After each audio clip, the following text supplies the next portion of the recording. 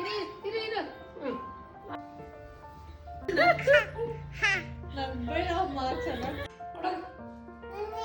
ಬಾ ಮಮ್ಮಿ. ಇವತ್ತು ಎಲ್ಲದಿರೋ ಥರನೇ ನಾರ್ಮಲ್ ಆಗಿ ಪೂಜೆಯಿಂದ ಡೇ ಸ್ಟಾರ್ಟ್ ಆಯಿತು ಅಂತ ಅಂದ್ಕೊಂಡೆ. ಬಟ್ ನಮ್ಮ ಮಗು ಇರೋದ್ರಿಂದ ಯಾವತ್ತೂ ಡೇ ನಮ್ಮದು ನಾರ್ಮಲ್ ಆಗಿ ಸಾಗೋದಕ್ಕೆ ಚಾನ್ಸೇ ಇಲ್ಲ. ಮಾರ್ನಿಂಗ್ ಎದ್ದು ಕಾಫಿ ಕುಡಿದು ಅಮ್ಮ ಮಾಡಿರೋ ಕೈಯಲ್ಲಿ ಕಾಫಿ ಕುಡಿಯೋದೇ ಒಂದು ಸ್ವರ್ಗ ಅಂತ ಹೇಳ್ಬೋದು. ಅಮ್ಮ ಕೊಟ್ಟಿದ್ದು ಅಮೃತವಾದ ಕಾಫಿ ಕುಡಿದು ಅಲ್ಲಿಂದ ರೆಡಿಯಾಗಿ ಈ ಥರ ರಂಗೋಲಿ ಬಿಟ್ಟಿದ್ವಿ. ಎಲ್ಲನೂ ಮುಗಿಸ್ಕೊಂಡು ನಾವು ಟಿಫನ್ ಮಾಡ್ಕೊಂಬಿಡೋಣ ಅಂತ ಅಂದ್ಬಿಟ್ಟು ತುಂಬ ಆಸೆ ಆಗ್ತಾಯಿತ್ತು ಎಣ್ಗಾಯಿ ಪಲ್ಯ ಮತ್ತು ಚಪಾತಿ ತಿನ್ನಬೇಕು ಅಂತ. ಅದರಲ್ಲೂ ನಮ್ಮಮ್ಮ ಮಾಡೋದು ತುಂಬ ಸ್ಪೆಷಲ್ಲು. ಬದನೆಕಾಯಿನ ಈ ಥರ ಕಟ್ ಮಾಡಿ ರೆಗ್ಯುಲರ್ ಮಸಾಲೆ ಏನಿರುತ್ತಲ್ವ ಅದನ್ನು ಸ್ಟಫ್ ಮಾಡಿ ಎಣ್ಣೆಯಲ್ಲಿ ಚೆನ್ನಾಗಿ ಫ್ರೈ ಮಾಡಿಕೊಂಡು ಮಸಾಲೆ ಹಾಕಿ ಸ್ವಲ್ಪ ಖಾರ ಚಪಾತಿ ಬಿಸಿ ಬಿಸಿ ಚಪಾತಿ ಜೊತೆ ತಿಂತಾ ಇದ್ರೆ ಇವಾಗ ಟಿಫನ್ ಮುಗಿಸ್ಕೊಂಡು ಇಬ್ಬರು ಸ್ವಲ್ಪ ಆಟ ಆಡಬೇಕು ಅಂತ ಆಟ ಆಡ್ತಾಯಿದ್ರು. ಅಣ್ಣನಿಗೆ ತಂಗಿ ಮೇಲೆ ಸ್ವಲ್ಪ ಪ್ರೀತಿ ಜಾಸ್ತಿನೇ. ನೋಡಿ ಏನು ಮಾತಾಡ್ತಾನೆ ಈ ವಿಡಿಯೋಲ್ಲಿ ಅಂತ ಅವನು. ಸೈಲೆಂಟ್ ದಿಶ್ಯ ಸೈಲೆಂಟ್ ಅನ್ನ.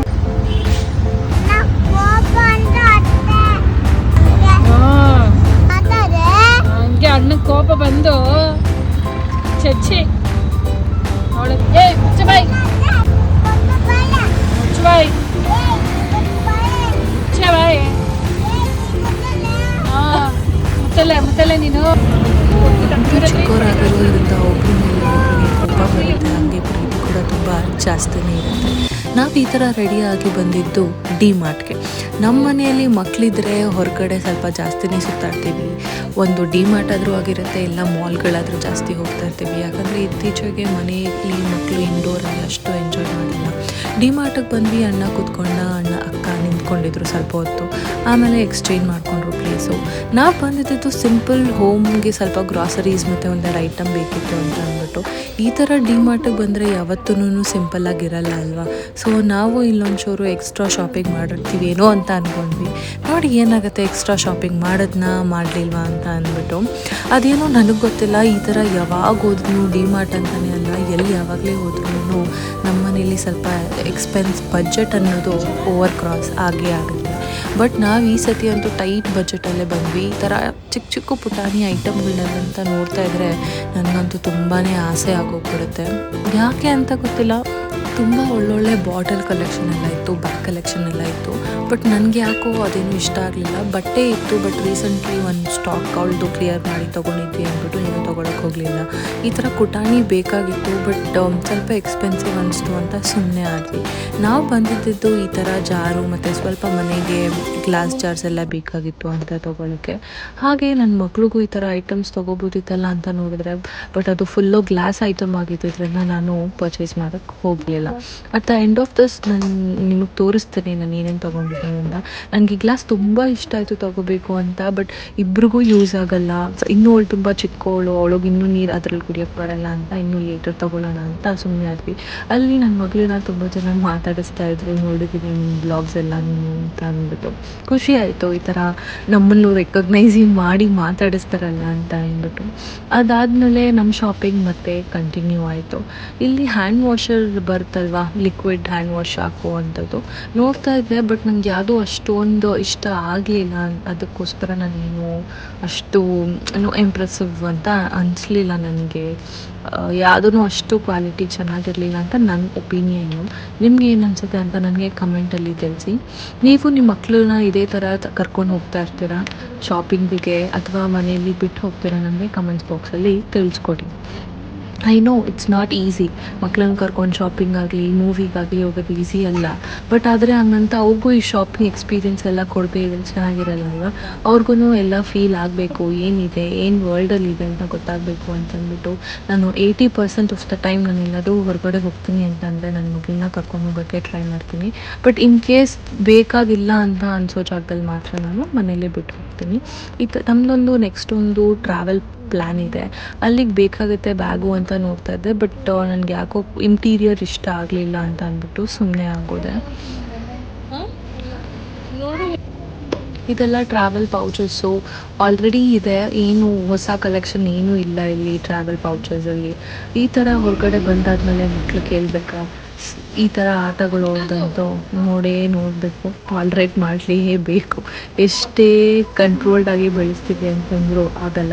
ಅದರಲ್ಲೂ ಇವಾಗಂತೂ ಫೇಮಸ್ ಆಗಿದೆಯಲ್ಲ ಫ್ರೆಂಡ್ಸ್, ಇವಾಗ ನಾವು ಜೆಂಟಲ್ ಪೇರೆಂಟಿಂಗ್, ನಾರ್ಮಲ್ ಪೇರೆಂಟಿಂಗ್ ಏನೇನು ಹೇಳ್ತಾರೆ ಹೆಸರು, ಅದೆಲ್ಲ ನಮಗೆ ಸೂಟ್ ಆಗುತ್ತೋ ಇಲ್ವೋ ನಮಗೆ ಗೊತ್ತಿಲ್ಲ. Is my purchase of the day ಅಂತಲೇ ಹೇಳ್ಬೋದು. ತುಂಬ ದಿನ ಆದಮೇಲೆ ನಾನು ಡಿಮಾರ್ಟ್ಗೆ ಹೋಗಿದ್ದೆ. ನೀವು ನನ್ನ ಕೈಯಲ್ಲಿ ನೋಡ್ತಾ ಇರ್ಬೋದು, ಆಲ್ರೆಡಿ ಒಂದು ಸೌಟ್ ಇಟ್ಕೊಂಡಿದ್ದೀನಿ ನಾನು. So this is my first purchase ಅಂತ ಹೇಳಿದ್ರೆ ತಪ್ಪಾಗಲ್ಲ. ಇದೇ ಒಂದು ಕರಡಿ ಆಲ್ರೆಡಿ ನಮ್ಮ ಮನೇಲಿ, ಬಟ್ ಇನ್ನೊಂದು ಸ್ವಲ್ಪ ಚಿಕ್ಕ ಸೈಜಲ್ಲಿ ಬೇಕಿತ್ತು. ಆಮೇಲೆ ತುಂಬ ಸ್ಟರ್ಡಿ ಆಗಿದೆ. ಇದು ಕಾಸ್ಟ್ ಬಂದ್ಬಿಟ್ಟು 59 ರುಪೀಸ್ ಅಷ್ಟೇ. ಅದಕ್ಕೋಸ್ಕರ ನಾನು ಇದನ್ನು ತೊಗೊಂಬಂದೆ. ಇವಾಗ ಪ್ರೈಸ್ ಕಾಣಿಸ್ತಾ ಇದೆಯಾ? S, 59 only. ಎಸ್, ನೆಕ್ಸ್ಟು ಮನೆಗೆ ಏನೋ ಒಂದು ಸ್ವಲ್ಪ ಬೇಕು ಅಂತ ನಮ್ಮಮ್ಮ ಎತ್ಕೊಂಡು ಗ್ರಾಸರಿ ಐಟಮ್ಸ್ ನಾನೇನು ನಿಮಗೆ ತೋರ್ಸೋಕ್ಕೋಗಲ್ಲ ಏನು ತೊಗೊಂಡೆ ಅಂತ. ನೆಕ್ಸ್ಟು ನಮ್ಮ ಅಕ್ಕನ ಮಗ ತೊಗೊಂಡಿದ್ದು ಪರ್ಕೊಂದು. ಇದು ನನ್ನ ಮಗಳು ತೊಗೊಂಡಿತ್ತು. ಅವಳಿಗಿದು ಚಾಕ್ಲೇಟ್ ಅಂತ ಗೊತ್ತಿಲ್ಲ, ಆದರೆ ಬಾಲ್ ಅಂತ ಗೊತ್ತು. ಬಾಲ್ ಅಂತ ಎತ್ಕೊಂಡ್ಲು. ಯಾಕೆ ಎತ್ಕೊಂಡ್ಮೇಲೆ ವಾಪಸ್ ಇಡೋದು ಅಂತ ತೊಗೊಂಡ್ವಿ. ಆಮೇಲೆ ಇದು ಬಂದು ಇದು ಸರ್ವಿಂಗ್ ಅಂತ ಅಂತಾರಲ್ಲ, ನಮ್ಮ ಮನೆಗೆ ಈ ಥರದ್ದು ಇತ್ತು ಒಂದು ಎಣ್ಣೆ ಹಾಕೋದು, ಬಟ್ ಸ್ವಲ್ಪ ಚಿಕ್ಕ ಸೈಜ್ ಇತ್ತು. ಇದು ಚೆನ್ನಾಗಿತ್ತು ಸೈಜು ಅಂತ ಅಂದ್ಬಿಟ್ಟು ನಾನು ತೊಗೊಂಡೆ. ನಾನು ತೋರಿಸ್ತೀನಿ ಇದನ್ನು ಏನಕ್ಕೆ ತೊಗೊಂಡೆ ಅಂತ ಎಂಡ್ ಆಫ್ ದ ವಿಡಿಯೋಲಿ. ನೆಕ್ಸ್ಟ್ ಬಂದು ಈ ಥರ ಬಾಕ್ಸು. ಇದು ಆ್ಯಕ್ಚುಲಿ ನಮ್ಮ ಅತ್ತೆ ಮನೇಲಿದೆ. ಈ ಥರ ನಮಗೆ ಬೇಕಿತ್ತು ಇಲ್ಲಿ ಕೂಡ. ಸೊ ಗ್ಲಾಸ್ ಬಾಟ್ಸ್ ಇರಲಿ ಅಂತ ಅಂದ್ಬಿಟ್ಟು ಸ್ವಲ್ಪ ಸ್ಟ್ಯಾಕ್ ಮಾಡೋಣ, ಎಲ್ಲ ಒಟ್ಟಿಗೆ ತೊಗೊಂಡು ಬರೋದು ಬೇಡ ಅಂತಂದ್ಬಿಟ್ಟು ನಾನು ಇದನ್ನು ತೊಗೊಂಡು ಬಂದಿದ್ದೀನಿ. ಇದು ನಿಮಗೆಲ್ಲರಿಗೂ ಗೊತ್ತೇ ಇರುತ್ತೆ, pack of 99 rupees. Next one more chocolate. ಇದು ನಮ್ಮ ಅಕ್ಕನ ಮಗ ಆಗಿ ಏನು ತೊಗೊಂಡು ಬಂದಿರೋದು. ನೆಕ್ಸ್ಟ್ ನಾನು ತಂದಿರೋದು ಬಂದು ಈ ಗ್ಲಾಸ್ ಐಟಮ್ಸು. ಈ ಥರ ಗ್ಲಾಸ್ ಐಟಮ್ಸ್ ನಾನು ತುಂಬ ಹುಡುಕ್ತಾ ಇದ್ದೆ, ಓಕೆನಾ, ಬಟ್ ತುಂಬ ಎಕ್ಸ್ಪೆನ್ಸಿವ್ ಇದೆ ಬೇರೆ ಕಡೆ ಎಲ್ಲಾನು. ಸ್ಪೆಷಲಿ ನಾನು ಇದನ್ನು ತೊಗೊಂಡಿದ್ದು ಬಂದುಬಿಟ್ಟು ಸಾಂಬಾರ್ ಪೌಡರು ಮತ್ತು ಧನಿಯಾ ಪೌಡರು, ಚಿಲ್ಲಿ ಪೌಡರ್, ಈ 3 ಐಟಮ್ ಸ್ಟೋರ್ ಮಾಡಬೇಕು ಅಂತ ನಾನು ಟೋಟಲಿ ಇಲ್ಲಿ 3 ಪೀಸಸ್ ತಂದಿದ್ದೀನಿ. ಒಂದು ಕಾಸ್ಟ್ ಬಂದ್ಬಿಟ್ಟು 99 ರುಪೀಸು. ಐ ಥಿಂಕ್ ತುಂಬ ವಾರ್ತ್ ಇದೆ 99 ರುಪೀಸ್ ಇದಕ್ಕೆ ಕೊಡೋದಕ್ಕೆ. ಯಾಕೆ ಅಂತ ಅಂದರೆ ಇದು 1 ಲೀಟರ್ ಬಾಟ್ಲು. ಆಮೇಲೆ ಇದು ತುಂಬ ಟೈಟಾಗಿ ಇದು ಫಿಟ್ ಆಗುತ್ತೆ, ಏರ್ ಟೈಟ್ ಅಂತಾರೆ ಗೊತ್ತಾ, ಆ ಥರ ಫಿಟ್ ಆಗುತ್ತೆ. ಚೆನ್ನಾಗಿದೆ ನನಗೆ ಕ್ವಾಲಿಟಿ ಕೂಡ. ಆಮೇಲೆ ಇಲ್ಲಿಂದನೂ ನಮಗೆ ಗೊತ್ತಾಗುತ್ತೆ ಏನಿದೆ ಇದ್ರೊಳಗಡೆ ಅಂತ ಅಂದ್ಬಿಟ್ಟು. ನೆಕ್ಸ್ಟು ನಾನು ತೊಗೊಂಡು ಬಂದಿದ್ದು ಬಂದು ಇನ್ನೊಂದು ಈ ಥರ ಕಂಟೈನರ್ ಬೇಕಿತ್ತು ಅಂತ. ಇದು ನನಗೆ ಮಿಸ್ಲೇನಿಯಸ್ ಐಟಮ್ಸ್ ಇರುತ್ತೆ ಗೊತ್ತಾ, ಮನೆಯಲ್ಲಿ ರಬ್ಬರ್ ಬ್ಯಾಂಡ್ ಹಾಕಿಡೋದಕ್ಕೆ, ಆ ಥರದಕ್ಕೆ ನನಗೆ ಬೇಕು ಅಂತ ನಾನು ತೊಗೊಂಡು ಬಂದಿದ್ದು. ಇಲ್ಲಿ ಬರೀ 85 ರುಪೀಸ್ಗೇನೋ 4 ಬಾಟಲ್ ಸಿಗ್ತಾ ಇದೆ ಅಂತ ಅಂದ್ಬಿಟ್ಟು ನಾನು ತೊಗೊಂಡಿದ್ದೆ. ನೋಡಬೇಕು ಏನಕ್ಕೆ ಯೂಸ್ ಆಗುತ್ತೆ ಅಂತ ಅಂದ್ಬಿಟ್ಟು. ಅಗೇನ್ ಇದು ಗ್ರೇಟರು. ಇದನ್ನ ಏನಕ್ಕೆ ತೊಗೊಂಡೆ ಅಂತ ಅಂದರೆ ನಮ್ಮ ಮನೇಲಿ ಇತ್ತು ಗ್ರೇಟರ್ ಈ ಥರ, ಬಟ್ ಈ ಪ್ಲಾಸ್ಟಿಕ್ ಇದೆಯಲ್ಲ, ನನಗೆ ಈ ಥರ ಇಟ್ಕೊಂಡು ಈ ಥರ ತುರಿಯೋದು ಬೇಕಾಗಿತ್ತು. ನಮ್ಮ ಮನೇಲಿ ಇರೋದು ಬಂದ್ಬಿಟ್ಟು ಮೆಟಲಲ್ಲಿ ಬಂದಿರೋದು. ಅದು ಇಟ್ಕೊಂಡಾಗ ತುಂಬ ಒಂಥರ ಅನ್ಕಂಫರ್ಟಬಲ್ ಫೀಲ್ ಆಗುತ್ತೆ ಗೊತ್ತಾ, ಆ ಥರ ಆಗ್ತಾಯಿತ್ತು ಅಂದ್ಬಿಟ್ಟು ನಾನು ಇದನ್ನು ತೊಗೊಂಡು ಬಂದೆ. So this was all about my purchase. ಇದ್ರ ಜೊತೆ ಪಾಪ್ಕಾರ್ನು ತೊಗೊಂಡ್ವಿ, ಅದನ್ನ ನಾನು ತೋರಿಸ್ತಾ ಇಲ್ಲ. ಸೊ ದಿಸ್ ವ್ಲಾಗ್ಸ್ಗಾಗಿ ನೀವು ನನ್ನ ಚಾನಲ್ನ ಫಾಲೋ ಮಾಡ್ಕೊಳ್ಳಿ. ಥ್ಯಾಂಕ್ ಯು, ಬಾಯ್.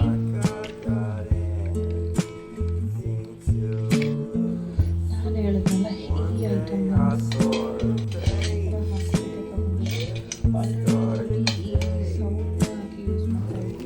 ಈ ಥರ ಐಟಮ್ಸ್ ತಂದು ನಾನು ಅದನ್ನು ಹೇಗೆ ಯೂಸ್ ಮಾಡ್ತಾ ಇದ್ದೀನಿ ಅಂತ ನಾನು ನಿಮಗೆ ತೋರಿಸ್ತಾ ಇದ್ದೀನಿ. ಇತ್ತೀಚೆಗೆ ನಾನೊಂದು ವಿಡಿಯೋ ನೋಡ್ತಾ ಇದ್ದೆ. ಅದರಲ್ಲಿ ಏನಪ್ಪ ಅಂತ ಅಂದರೆ ಸಕ್ಕರೆ ಮತ್ತು ಉಪ್ಪನ್ನೆಲ್ಲನೂ ಪ್ಲಾಸ್ಟಿಕ್ ಬಾಟ್ಲಲ್ಲಿ ಇಡಬಾರ್ದು, ಜಗಳ ಆಗುತ್ತೆ ಮನೆಯಲ್ಲಿ, ಒಳ್ಳೇದಲ್ಲ ಅಂತ ತುಂಬ ವೈರಲ್ ಆಗ್ತಾಯಿತ್ತು. ಅಷ್ಟೊಂದೆಲ್ಲ ನೋಡಿದ್ವಲ್ಲ, ಗೊತ್ತಾದ್ಮೇಲೂ ಹೆಂಗಿರೋಕ್ಕಾಗುತ್ತೆ ಅಂತ ಅಂದ್ಬಿಟ್ಟು ನಮ್ಮ ಪ್ಲಾಸ್ಟಿಕ್ ಕಂಟೈನರಿಂದ ತೆಗೆದ್ಬಿಟ್ಟು ಇಲ್ಲಿ ನಾವು ತಂದಿದ್ವಲ್ಲ ಆ ಹೊಸ ನ್ಯೂ ಕಂಟೈನರ್ಗೆ ಉಪ್ಪು ಮತ್ತು ಸಕ್ಕರೆನ ಟ್ರಾನ್ಸ್ಫರ್ ಮಾಡಿದ್ವಿ. ಅದೇ ಥರ ನಮ್ಮ ಮನೆಯಲ್ಲಿ ಹುಣ್ಸೆಹಣ್ಣು ಕೂಡ ಇಟ್ಟಿದ್ವಿ ಪ್ಲಾಸ್ಟಿಕ್ ಕಂಟೈನರಲ್ಲೇ. ಅದನ್ನು ಇಡಬಾರ್ದು ಅಂತ ನೋಡಿದ ಕಾರಣ ನಾನೇನು ಮಾಡಿದೆ, ಜಾರ್ ಕಂಟೈನರಲ್ಲಿ ಹಾಕ್ಬಿಟ್ಟೆ. ನಾನು ಇನ್ನೊಂದು ಪಿಂಗಾಣಿದು ಬರುತ್ತಲ್ಲ, ತುಂಬ ಹುಡುಕ್ದೆ ಬಟ್ ಸಿಕ್ಕಿಲ್ಲ. ಸೊ ಏನು ಸಿಕ್ತೋ ಅದರಲ್ಲೇ ಮ್ಯಾನೇಜ್ ಮಾಡೋಣ ಅಂತ ಅಂದ್ಬಿಟ್ಟು ದೊಡ್ಡ ಐಟಮ್ ಏನಿತ್ತಲ್ಲ ಅದನ್ನೆಲ್ಲ ಹಾಕ್ಬಿಟ್ಟು ಚಿಕ್ಕದು ಏನು ಬರುತ್ತೆ ಅದನ್ನು ಚಿಕ್ಕದು ಹಾಕ್ತೆ. ಅದಾದಮೇಲೆ ಪಾಸ್ತಾ ಕ್ರೇವಿಂಗ್ಸ್ ಆಗ್ತಾಯಿತ್ತು. ಪಾಸ್ತಾಗೆ 1-2 ಐಟಮ್ ಬೇಕಾಗಿತ್ತು ಅಂತ ಅಂದ್ಬಿಟ್ಟು ಹೋಗಿ ಪಾಸ್ತಾನ ಮಾಡೋದಕ್ಕೆ ಏನೇನು ಬೇಕೋ ತೊಗೊಂಬಂದ್ವಿ. ಸಿಂಪಲ್ ಏನೂ ಇಲ್ಲ, ಸ್ವಲ್ಪ ಬಿಸಿ ನೀರಿಗೆ ಟೊಮ್ಯಾಟೊ ಮತ್ತು ನೀವೇನಾದರೂ ವೆಜಿಟೇಬಲ್ಸ್ ಹಾಕ್ತೀರಾ ಅಂತಂದರೆ ಆ ವೆಜಿಟೇಬಲ್ಸ್ನ ಹಾಕ್ಬಿಟ್ಟು 1-2 ಮೆಣಸಿನಕಾಯಿ ಹಾಕ್ಕೊಂಡು ಚೆನ್ನಾಗಿ ಬೇಯಿಸ್ಕೊಬೇಕು. ಸಿಪ್ಪೆನ ಆ ಟೊಮ್ಯಾಟೊ ಮತ್ತು ಮೆಣಸಿನ್ಕಾಯಿ ಏನಿರುತ್ತಲ್ವ ಅದನ್ನು ನಾವು ಗ್ರೈಂಡ್ ಮಾಡ್ಕೋಬೇಕು. ಅದೇ ಬಿಸಿ ನೀರಿಗೆ ನಾವು ಪಾಸ್ತಾನ ಹಾಕ್ಕೊಂಡು ಕುದಿಸ್ಕೋಬೇಕು. ಸ್ವಲ್ಪ ತುಂಬ ಸಾಫ್ಟ್ ಬೇಡ, ತುಂಬ ಏನು ಹಾರ್ಡ್ ಬೇಡ, ಮಿಡಲಲ್ಲಿ ನಮಗೆ ಮುಟ್ಟಿದ್ರೆ ಅದು ಪ್ರೆಸ್ ಆಗಬೇಕು, ಅಂದರೆ ಅದುಂಬೇಕು, ಆ ಥರ ಮಾಡಿಕೊಂಡು ಬೇಯಿಸಿಟ್ಕೋಬೇಕು. ನಾನೇನು ಮಾಡ್ತಾ ಇದ್ದಿದ್ದು ಬಂದು ಪಿಂಕ್ ಸಾಸ್ ಪಾಸ್ತಾ ಆಗಿದ್ದರಿಂದ ನಾವು 2 ಥರ ಸಾಸ್ ಮಾಡ್ಕೋತಾ ಇದ್ವಿ. ಫಸ್ಟ್ ಒಂದು ಬಂದ್ಬಿಟ್ಟು ಸ್ವಲ್ಪ ಬೆಣ್ಣೆ ಹಾಕ್ಕೊಂಡು ಮೈದಾ ಹಿಟ್ಟು 2 ಸ್ಪೂನ್ ಹಾಕ್ಕೊಂಡು ಅದಕ್ಕೆ ಕಾಯ್ದಿರೋ ಹಾಲನ್ನ ಹಾಕ್ಕೊಂಡು ಚೆನ್ನಾಗಿ ಬೀಟ್ ಮಾಡ್ಕೊಬೇಕು, ಯಾವುದೂ ಲಮ್ಸ್ ಬರದೇ ಇರೋ ಥರ. ಇದನ್ನು ಮಾಡಿಕೊಂಡು ಇದನ್ನು ಸೈಡಲ್ಲಿ ಎತ್ತಿಟ್ಕೊಂಡ್ಬಿಡೋದು ಅಷ್ಟೇ. ಈ ಥರ ಆದರೆ ಸಾಕು. ಸ್ವಲ್ಪ ಕುದಿ ಬಂದು ಚೆನ್ನಾಗಿ ಅದು ಈ ಥರ ಬಿಟ್ಕೊಳ್ಳುತ್ತಲ್ಲ, ಆ ಥರ ಸ್ಟೇಜಿಗೆ ಬಂದಾಗ ನಾವು ಎತ್ತಿಟ್ಕೊಳ್ಳೋದು. ಮತ್ತು ಇನ್ನೊಂದು ಪ್ಯಾನ್ಗೆ ಅಥವಾ ಅದೇ ಪ್ಯಾನ್ಗೆ ನೀವು ಬೇಕು ಅಂತಂದರೆ ಈ ಥರ ಬೆಣ್ಣೆ ಹಾಕ್ಕೊಂಡು, ತುಂಬ ಬೆಣ್ಣೆ ಹಾಕಿದ್ರೆ ಒಂಥರ ಟೇಸ್ಟ್ ಆಗಿಬಿಡುತ್ತೆ ಅಂದ್ಬಿಟ್ಟು ನಾನು ಸ್ವಲ್ಪ ಬೆಣ್ಣೆ ಮತ್ತು ಎಣ್ಣೆ ಕೂಡ ಹಾಕಿದ್ದೀನಿ. ಅದಕ್ಕೆ ಒಂದು 4-5 ಎಸ್ಲು ಬೆಳ್ಳುಳ್ಳಿ ಹಾಕ್ಕೊಂಡು ಅದನ್ನು ಸ್ವಲ್ಪ ಬ್ರೌನ್ ಆಗೋವರೆಗೂ ವೇಟ್ ಮಾಡಿ ಅದಕ್ಕೆ ಈರುಳ್ಳಿ ಹಾಕ್ಕೊಂಡು ಚೆನ್ನಾಗಿ ಫ್ರೈ ಮಾಡ್ಕೊತಾ ಇದ್ದೀನಿ. ಈರುಳ್ಳಿಯಲ್ಲಿ ತುಂಬ ಸಾಫ್ಟ್ ಮಾಡಿಬಿಟ್ರೆ ಅಲ್ಲಿ ಕ್ರಂಚಿನೆಸ್ ಹೋಗ್ಬಿಡುತ್ತೆ ಅಂತಂದ್ಬಿಟ್ಟು ಲೈಟಾಗಿ ಬೇಯಿಸ್ಕೊಂಡು ಅದಕ್ಕೆ ನಾನು ಹೆಚ್ಚಿಟ್ಕೊಂಡಿದ್ದಂತಹ ಕ್ಯಾಪ್ಸಿಕಮ್ ಮತ್ತು ಬೇಯಿಸ್ಕೊಂಡಿದ್ದಂತಹ ಬಟಾಣಿ ಯೂಸ್ ಮಾಡ್ತಾಯಿದ್ದೀನಿ. ನಾನು ಇವಾಗ ಬಟಾಣಿ ಸೀಸನ್ ಆಗಿರೋದ್ರಿಂದ ಆಲ್ಮೋಸ್ಟ್ ಏನೇ ಮಾಡಿದ್ರೂ ಬಟಾಣಿ ಯೂಸ್ ಮಾಡ್ಕೋತಾ ಇದ್ದೀನಿ. ನಿಮ್ಮ ಮನೇಲಿ ಬಟಾಣಿ ಇಲ್ಲ ಅಂತ ಅಂದರೆ ಕಾರ್ನ್ ಕೂಡ ಹಾಕ್ಕೋಬೋದು. ಅದಾದಮೇಲೆ ನಾವು ಮುಂಚೆ ಟೊಮ್ಯಾಟೊ ಪೇಸ್ಟ್ ಮಾಡ್ಕೊಂಡಿದ್ವಲ್ಲ, ಆ ಪೇಸ್ಟ್ನ ಮಾಡಿರೋದನ್ನು ಇಲ್ಲಿ ಹಾಕ್ಕೋಬೇಕು. ಅದು ಹಾಕ್ಕೊಂಡು ಅದೇ ಜಾರಲ್ಲಿ ಮಿಕ್ಕಿರೋ ಮಸಾಲೆಗೆ ಒಂದು ಸ್ವಲ್ಪ ನೀರು ಇರುತ್ತಲ್ಲ ಅದನ್ನು ಹಾಕ್ಕೊಂಡು ಇವಾಗ ಬೇರೆ ಮಸಾಲೆ ಏನೇನು ಹಾಕ್ಕೋಬೇಕು ಅಂತ ಹೇಳ್ತಾ ಇದ್ದೀನಿ.